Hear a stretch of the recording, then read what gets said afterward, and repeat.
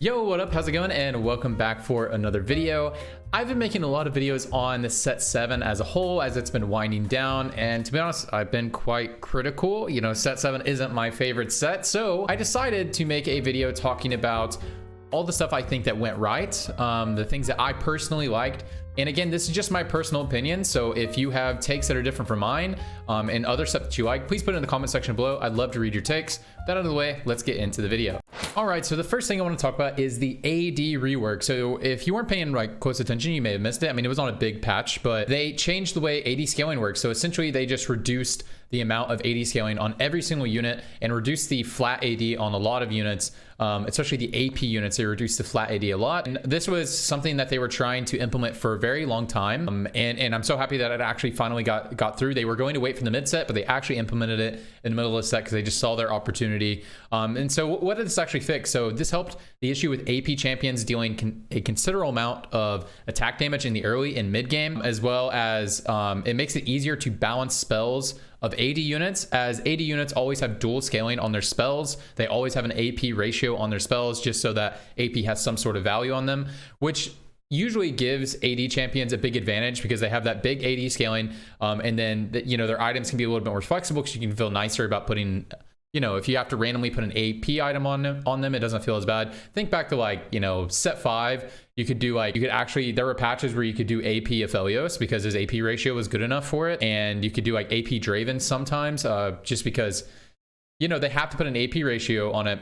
And there's some setups that make it really OP for AD units, like having Stand United because of the dual ratio. And then certain item setups like Titans and Gunblade make AD champions really strong. So they're actually able to scale that down so they can better balance that stuff, as well as the AP units. They can actually put more power into the AP units spells themselves because they're not actually dealing the extra AD damage. So this was amazing. It was a long time coming, and I'm really glad they implemented it in the set. Next up, they brought back a lot of traits that I really liked. So like Shapeshifter and Cavalier. I think a lot of people really like Shapeshifter in the past. I think there's been a few different iterations of Shapeshifter throughout all of the sets, and that's one that people really enjoyed. I don't think it really got the flourish that big other than like the Nidalee setups. I don't think we got the big fantasy of playing shapeshifters. Shyvana was very cool, but I don't know, it didn't feel exactly the same, but I was glad that they brought it back. It's like a fan favorite synergy. I love Cavaliers, and I'm glad they brought Cavaliers back and they refined it. They made it more bounceable, made it to where it has flat resist instead of the past iteration when it was introduced in set 5. It was one of my favorite traits in set 5, but it had flat damage reduction or percent damage reduction, which is very difficult to balance if you just the damage is just reduced. It's hard to do that. So I'm glad they brought Cavaliers back, and I'm glad they made them just have flat resist instead of the percent damage reduction. Was very cool. And then they brought back Mutant. Basically, they just put Mutant into Mirage. I thought that was really cool. I thought Mutant was one of the best traits they've introduced in recent sets, and so I was so happy that they brought it back into Mirage. I thought it was very good. Next up, the 4-cost CC units were pretty balanced. I would think Ornn and Hecarim are kind of like the premier big CC frontliners. I don't think I'm missing one, and they never really felt that oppressive. For example, set 4, which is my favorite set, and I think have the best units. Sejuani and Aatrox were quite OP. Sejuani could stun your entire board. She honestly felt like a legendary unit. And if you guys can catch your minds back, I don't know how much you guys were paying attention, but whenever they were moving into 4.5 and set 5, they talked a lot about I don't think we can do Sejuani again, where you can just stun the entire board. It's quite OP. It's almost like a legendary unit. So I thought they did a really good job with having pretty balanced overall premier CC units. I thought that was pretty cool. Next up, Legend and Dmancer, and that's what I'm using for the thumbnail, is the Legend Volibear. I think Legend is one of the coolest traits they've introduced. I'm not a big Legend player. I just found it to be not very good for climbing for me personally, so I didn't play it very much when I was on my climb. I've been playing some Legends lately. Since I've just been for funning on my Smurf account, that's the video that you're seeing right here. I'm just playing for fun on my Smurf account. I've been playing some Legends and stuff like that in that time, and it's been really fun. I think it's one of the coolest traits, one of the most unique traits, and I'm glad they tried something like this, and I hope they try more stuff like this in the future. It was really cool. Recently, a lot of people have been playing it for fun since we're at kind of like the for fun stage of the set, and a lot of people figuring out Anivia frontline carries and that sort of thing. I played a lot of matches against Milk, and he was just forcing Anivia frontline carry. It was crazy with Eye of the Storm, that sort of thing. So yeah, I thought Legend was cool. I thought Dmancer was pretty cool, kind of in that same line where you you use all of your units to buff this one big dude. You give them a lot of HP, a lot of AP. I love playing Lee Sin. I played a lot of reroll Lee Sin. Was never really a very good comp except for the very beginning of the set. But it was so fun to play. It was so fun to play when you made it work. So I really like both of those traits, Legend and Dmancer. All right, refine balance of augments, especially econ augments, and the more general augments. So going into this set, I actually, I love augments, and a bunch of videos I've talked about it. I think augments add a lot of replayability and add a lot of, just makes the game very dynamic. But whenever they were saying they were going to have augments again in this set, at first I was like kind of hesitant because I wanted them to do something more kind of like armories, and we'll talk more about armories in a minute because they did something cool with that.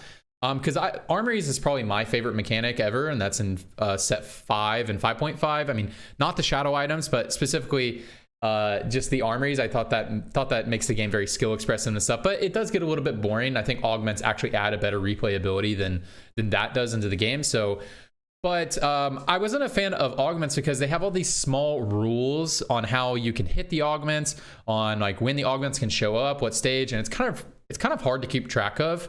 But I think the devs actually did a really good job of making this feel very intuitive. You don't even need to really know all the rules. I felt like in set 6, a lot of time you needed to know the rules on when they show up. You needed to know how to manipulate your board a lot to show up the odds, or to show up the augments that you want. But now it feels a lot more intuitive. Like the only ones you really need to like think about a little bit is like if spreading out your items so you can get cybernetics offered to you, right? But overall, it feels very intuitive, and I think they did a really good job refining these things, and adding those rules on like econ augments specifically so that they only show up when you would want them. And it's not even something I even think about anymore, whereas in set 6 I felt like I really had to think a lot about what are the rules and conditions so I can manipulate them to get my augments. But in this set, I haven't really thought about it. It's never really held me back not knowing the rules. Okay, next one. I think this one might be a hot take. I don't know. On my YouTube, I get a lot of comments about this. I get a lot of comments talking about the legendary units. They want them to be carries, and I like legendary units being utility units. Exactly how they're made in this set. I love them being utility units. Now, stay with me for a second, because they're kind of conditional. Doing this, having all your legendary units be mostly utility units or pseudo carries or off carries, doing this prevents a 5-cost lottery meta, like we had a lot in set 6 and 6.5. I love set 6, and I did not like 6.5, but you just cast your mind back to like that Victor Kaisa meta where you're just like building an Archangel and Morello, and then you just play whichever one you hit, right? Those types of metas are some of my least favorite metas in TFT, and so that's why I really don't like legendary units primarily being carries, because the game, like, you want legendaries to be strong, and anytime they're strong, it creates kind of like a 5-cost lottery meta. Now, I completely understand why a lot of players dislike this in this set, but I think that it is more of a problem that the 4 costs weren't exciting. We had no 4-cost carries. We had the dragons, and I've talked a lot about dragons and how they limit comp flexibility, and you really want to have your items on the dragon, so it never feels like you want to move your items ever. And I think that was a lot of people's criticism of the legendaries, is like, yeah, you never want to move your items there, it's ever Yasuo. But I think it's just because dragons exist, and there were no cool 4 costs. There were no like stable 4-cost carries. The only ones we had was Xayah and Corki. I always bring up set 4 as an example because it's my favorite set, and I think it has the best units in all of TFT. And one thing that was really cool about set 4 was it had amazing units, amazing 4-cost units like Jhin, Ashe, Ahri, Cassio, Talon, Morgana, like units you're really excited to play, really excited to watch them carry. And then you had these really cool, exciting 5-cost units that didn't necessarily carry, but they just provided like huge utility to your team, and they could carry. You could move items to them, but you didn't really want to. Like if you're carrying like an Ashe and you hit a Set, you can play Set with your team, right? Set deals a lot of damage, but he was gonna do some cool stuff. Lee Sin has a lot of utility. He kicks at people. Yone has a lot of utility. He shreds. He's kind of like Siphon. Yone is kind of like the basis for Siphon in set 4. If you guys didn't play set 4, I'm sure you don't know what I'm talking about. But none of the units were really like hard carries. They had their patches where they showed up, but they were never like designed to be like hard carries. And I think that was the best setup. You got to make the 4 costs really exciting, and the legendaries can be more utility, and that can be great. And the reason why I really like utility 5 costs is already said, because it prevents a lottery for your 5 costs, which I just do not like those metas. My least favorite meta. But the other thing is, like, it makes them really flexible. I like when they're really plug and play. I just remember when I was playing set 4, it just felt like I'm gonna play whoever of these 3 I'm gonna hit. You know, I'm gonna play Zillion if I hit him, obviously, because he's utility, like just hard utility unit. But like, you know, I can play Yone, I can play Sets, and I can play Lee Sin, and pretty much any comp, and it's gonna be fun, it's gonna be exciting, and they're gonna do the big stuff that they're supposed to do, and it's gonna make my comp stronger. And so that's I really like that type of unit design. And so I think they tried to emulate that in this set, but I think the problem is the forecasts just weren't very, you know, weren't very sexy, weren't very cool. Weren't very fun to play because, you know, all the carries were just built into the dragons. Now to segue into dragons, as much as I dislike dragons monopolizing the carry role, and I just kind of talked about that, as much as I dislike dragons, the dragons themselves are pretty cool, at least. You know, like at first I definitely loved playing the dragons, and I still like the dragons. Like the dragons themselves are cool. I don't really like them all being, I don't really like you have to play a dragon carry every single game, except for Corki. But I think the dragons are cool, and I think the devs really succeeded in making them fun. Like Deja, just watching Deja just sit back there and then like all the different setups you can do, like when you get the attack speed versions and he's just flapping his wings. Like I love that shit. Or watching Shoyu comes in with the 1-2 uppercut, you know, catch you in the streets, you know, do all that shit, you know, that sort of thing. Siphon's crawling around. As much as people don't like Siphon's cool crawling around. Shyvana flying up in the air. Like I thought they did a really cool job of making the dragons like really exciting when you're playing them.